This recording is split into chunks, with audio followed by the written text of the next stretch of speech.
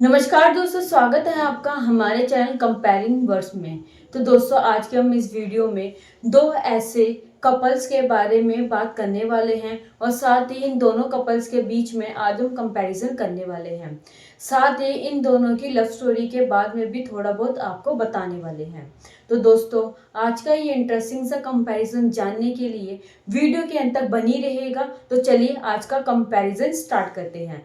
आज का जो कंपैरिजन होने वाला है वो होने वाला है दिलीप कुमार और सायरा बानो के बीच में। पहला जो कंपैरिजन है यानी कि जो पहले जिस बारे में हम बात करने वाले हैं वो है दिलीप कुमार के बारे में। तो चलिए आज का कंपैरिजन शुरू करते हैं। तो दोस्तों, आपको बता दें कि दिलीप कुमार का पूरा नाम मोहम्मद यूसुफ खान है। इसी के साथ ही इनका जन्म 11 दिसंबर 1922 में हुआ था। ये एक भारतीय अभिनेता थे जिन्होंने हिंदी सिनेमा में काम किया है। सिनेमा में अग्रणी अभिनय पद्धति का श्रेय को दिया जाता है। उन्होंने 50 के दशक से 60 के दशक तक भारतीय सिनेमा पर अपना दबदबा बनाए रखा था। उन्होंने अभिनय सम्राट, हिंदी में अभिनय सम्राट कहा जाता है। इसी के साथ ही दिलीप कुमार के पास सर्वश्रेष्ठ अभिनेता के लिए फिल्म फेयर पुरस्कार 8, जिसके बाद में शाहरुख खान के पास दिलीप कुमार के जितने पुरस्कार हैं। इसी के साथ ही सबसे अधिक जीत का रिकॉर्ड भी दिलीप कुमार के नाम है और हिंदी सिनेमा में एक स्टार के लिए सबसे प्रभावशाली बॉक्स ऑफिस रिकॉर्ड भी रखते हैं, जिसमें 80% से अधिक बॉक्स ऑफिस सफलताएं और अधिक लंबे समय तक चलने वाले सकल रिकॉर्ड भी दिलीप कुमार के नाम है। दिलीप कुमार की पहली फिल्म 1944 में ज्वार बाटा से हुई थी, जो किसी का ध्यान नहीं खींच पाई। 2 और असफल फिल्मों के बाद ये उनकी चौथी फिल्म जुगनू 1947 में थी, जिनमें उन्होंने नूरजहां के साथ अभिनय किया था और जो बॉक्स ऑफिस पर उनकी पहली बड़ी हिट भी साबित हुई। उनकी अगली बड़ी हिट फिल्म थी 1948 की फिल्म शाहिद और बेला थी। जुगनू और शाहिद दोनों ही रिलीज के अपने अपने साल की सबसे ज्यादा कमाई करने वाली हिंदी फिल्में थी। उन्हें 1949 में महबूब खान की फिल्म अंदाज में एक अभिनेता के रूप में सफल फिल्म मिली, जिनमें उन्होंने राज कपूर और नरगिस के साथ अभिनय किया था। अपनी रिलीज के समय अंदाज अब तक की सबसे ज्यादा कमाई करने वाली भारतीय फिल्म थी, जब तक कि उसी साल कपूर की बरसात ने इसका रिकॉर्ड नहीं तोड़ दिया था। शबनम एक और बॉक्स ऑफिस हिट फिल्म थी जो 1949 में ही रिलीज हुई थी। साथ ही 1950 और 1960 का दशक सुपरस्टारडम रहा था दिलीप कुमार का। 1950 का दशक कुमार का सबसे सफल और विपुल दशक था, जिनमें उन्होंने कई बॉक्स ऑफिस हिट फिल्में दी थी और कुछ फिल्में जो कि है जैसे जोगन जो 1950 में आई थी, बाबुल 1950 में, दीदार 1951 में, ताराना 1951, दाग 1952, अन 1952, उड़न खटोला 1955, इंसानियत 1955, देवदास 1955, नया दौर, यूदी 1958, मधुमती 1958, पैगाम 1959। उन्होंने उस समय की कई अभिनेत्रियों के साथ लोकप्रिय ऑन स्क्रीन जोड़ियां बनाई, जिसमें वैजंती माला, मधुबाला, नरगिस, निम्मी, मीना कुमारी और कामिनी कौशल शामिल है।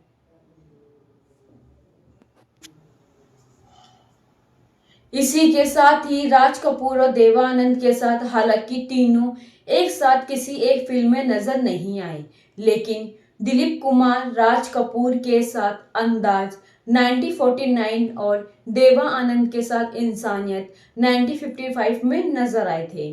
कई फिल्मों ने उनकी स्क्रीन छवि को ट्रेजेडी किंग के रूप में भी स्थापित किया है। भूमिकाएं निभाने के कारण कुमार कुछ समय के लिए अवसाद से ग्रस्त हो गए थे। अपने मनोचिकित्सक की सलाह पर उन्होंने हल्की फुल्की भूमिकाएं भी की। महबूब खान की शानदार संगीतमय अन्य में उन्होंने अपनी पहली हल्की भूमिकाओं में से एक अभिनय किया था और ये टेक्निकल में शूट की गई थी। उनकी पहली फिल्म थी अन, पहली भारतीय फिल्म भी थी जिसे लंदन में प्रीमियर के साथ पूरे यूरोप में रिलीज किया गया था।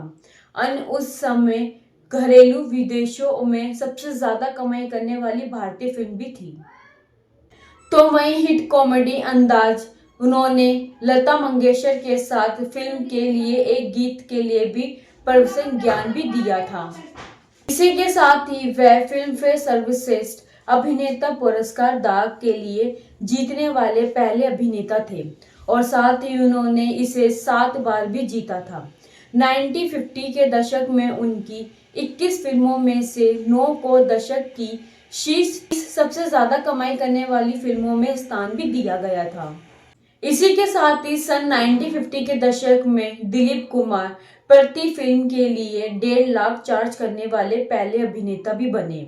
1924 के दशक 1924 के 60 करोड़ या उससे अधिक के बराबर। तो वहीं 1960 में उन्होंने के आसिफ के बड़े बजट की महाकाव्य ऐतिहासिक फिल्म मुगले आजम में राजकुमार सलीम का किरदार निभाया था, जो 15 साल तक भारतीय फिल्म इतिहास में सबसे ज्यादा कमाई करने वाली फिल्म बनी, जब तक कि इसे 1975 की फिल्म शोले ने पीछे नहीं छोड़ दिया था। मुगले आजम एक दशक से अधिक समय तक बना रहा और मूल रूप से इसे काले और सफेद रंग में शूट किया गया था, जिसमें केवल 2 गाने और चर्मतोषक दृश्य रंगीन थे। अपनी मूल रिलीज के 44 साल बाद भी इसे पूरी तरह से रंगीन बनाया गया और 2004 में नाटकीय रूप से फिर से रिलीज किया गया और फिर एक बार फिर से बॉक्स ऑफिस पर भी सफलता मिली। तो वहीं उसी वर्ष उन्होंने संगीतमय कॉमेडी कोहिनूर में एक और हल्की भूमिका निभाई, जो उस वर्ष की सबसे अधिक कमाई करने वाली फिल्मों में से भी एक थी। सन 1961 में कुमार ने अपने भाई नासिर खान के साथ डाकू नाटक गंगा यमुना को लिखा, निर्मित किया और उसमें मुख्य भूमिका भी निभाई। 1962 में ब्रिटिश निर्देशक डेविड लीन ने उन्हें अपनी फिल्म लॉरेंस ऑफ अरेबिया 1962 में शरीफ अली की भूमिका की पेशकश की, लेकिन दिलीप कुमार ने फिल्म में अभिनय करने से इनकार कर दिया था। ये भूमिका अंत में मिस्र के अभिनेता उमर शरीफ को मिली। दिलीप कुमार ने अपनी बहुत बाद में प्रकाशित आत्मकथा में टिप्पणी की। उन्हें लगा कि उमर शरीफ ने ये भूमिका उनसे कई बेहतर तरीके से निभाई है, तो कुमार को एलिजाबेथ टेलर के साथ एक प्रमुख भूमिका निभाने के लिए मनाया जा रहा था।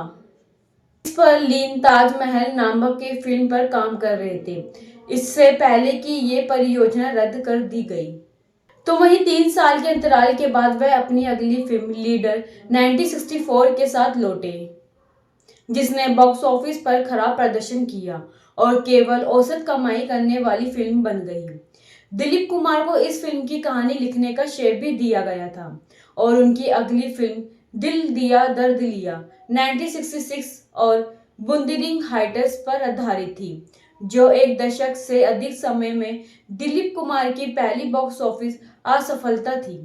ये भी अफवाह थी कि उन्होंने फिल्म का निर्देशन किया था, लेकिन अंतिम श्रेय अब्दुल रशीद कारदार को दिया गया था। 1967 में दिलीप कुमार ने हिट फिल्म राम और श्याम में जन्म के समय अलग हो चुके जुड़वा बच्चों की दोहराई भूमिका निभाई थी। तो 1968 में उन्होंने आदमी में मनोज कुमार के साथ अभिनय किया और जो बॉक्स ऑफिस पर औसत कमाई करने वाली फिल्म थी। 1970 में दिलीप कुमार ने गोपी में शीर्ष भूमिका निभाई और जो उनकी पत्नी सायरा बानो के साथ उनकी पहली जोड़ी बनी और बॉक्स ऑफिस पर भी सफल रही। तो उसी वर्ष उन्होंने बंगाली भाषा की फिल्म संगीना महोत्ता में फिर से बानो के साथ अभिनय किया। ये एक बंगाली फिल्म में उनकी एकमात्र उपस्थिति थी। फिर उसके बाद राजेश खन्ना, अमिताभ बच्चन और संजीव कुमार जैसे अभिनेताओं के उदय के कारण दिलीप कुमार को 1970 से 1980 तक फिल्मों के प्रस्ताव होने पड़े और उन्होंने 1976 और 1981 तक फिल्मों से 5 साल का अंतराल ले लिया था।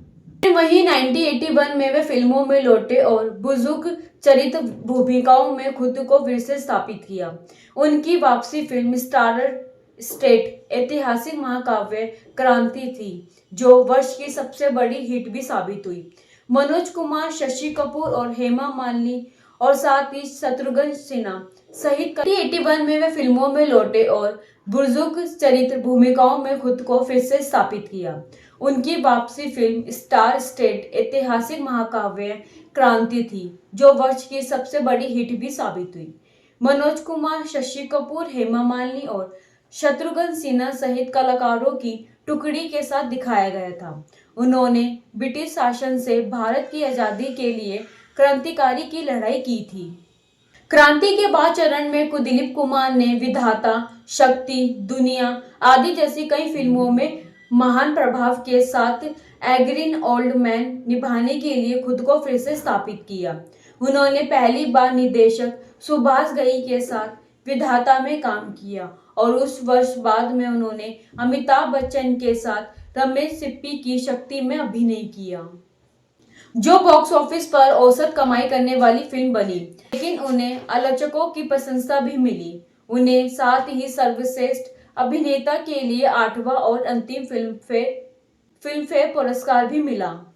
तो ये था दिलीप कुमार के जीवन और साथ ही इनकी फिल्मों के बारे में। अब बात करते हैं सायरा बानो के बारे में। तो दोस्तों, आपको बता दें कि सायरा बानो का जन्म 23 अगस्त 1944 में हुआ था।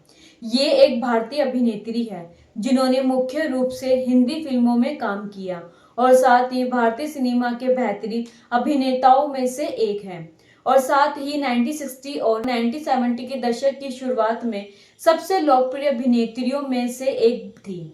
बानो को अपने पूरे करियर में 4 फिल्म फेयर पुरस्कार मिले हैं। 1960 के दशक में झुक गया आसमान, फिर वहीं 1968 में आई मिलन की बेला, 1964 में राजेंद्र कुमार के साथ अप्रैल फूल, तो वहीं 1964 में विश्वजीत चटर्जी के साथ आओ प्यार करे, तो वहीं 1964 में जैसी सफल फिल्मों से खुद को स्थापित किया। जॉय मुखर्जी के साथ शारदगी 1967 और बानो देवा आनंद के साथ 1966 के साथ प्यार मोहब्बत में दिखाई दी। सर्वश्रेष्ठ अभिनेत्री के लिए 3 फिल्म फेयर नामांकित पुरस्कार मिले, शादगिरी 1967, दीवाना 1968 और संगीना 1974। हालांकि सायरा बानो की सफलता के बावजूद कई आलोचकों ने इस बात पर भी दुख जताया कि उन्होंने अपनी प्रतिभा के दम पर नहीं बल्कि ग्लैमर के दम पर ये मुकाम हासिल किया है। आलोचना के जवाब में उन्होंने 1973 में एक साक्षात्कार में कहा, शायद वे आलोचक सही हो, लेकिन जो बात मायने रखती है वह ये है कि मैं आसपास हूँ, चाहे उन्हें ये पसंद हो या ना हो। याद कीजिए, महान स्टार मधुबाला के लिए भी यही कहा गया था। उनकी तुलना मार्लिन मोनारो से की गई थी और मैं ऐसे शानदार संगीत में होने से काफी खुश हूँ। सायरा बानो अपने पति के साथ दुनिया 1984 में कैमियो में नजर आई थी, जिसमें तेरी मेरी जिंदगी गाना बहुत लोकप्रिय हुआ। उनकी विपरीत फिल्म अंतहा 1988 में रिलीज हुई और आधिकारिक तौर पर उनकी आखिरी फिल्म भी साबित हुई। ये आखिरी फिल्म सफल भी रही। कई फ्लॉप फिल्मों और कुछ फिल्मों के रुक जाने के बाद उन्होंने बतौर हीरोइन अपने करियर पर विराम लगा दिया था। सायरा बानो ने 1961 की फिल्म जंगली में शम्मी कपूर के साथ अभिनय की शुरुआत की, जिसके लिए उन्हें सर्वश्रेष्ठ अभिनेत्री के लिए फिल्म फेयर पुरस्कार मिला। इसके साथ ही जंगली को आगाज जानी कश्मीरी लिखा था, जिन्होंने लखनऊ से उर्दू साहित्य और कविता में अपनी पृष्ठभूमि के कारण उन्हें उर्दू संवाद अगिद्दे में भी प्रकाशित किया गया था। उनकी छवि एक रोमांटिक नायिका की थी और उन्होंने कई प्रेम कहानियों में अभिनय किया था और साथ ही पहले नायक शम्मी कपूर के साथ एक और फिल्म की, जो कि बल्फ मास्टर थी, जिसका निर्देशन मनमोहन देसाई ने किया था। दोस्तों ये था आज का कंपैरिजन दिलीप कुमार और सायरा बानो के बीच का।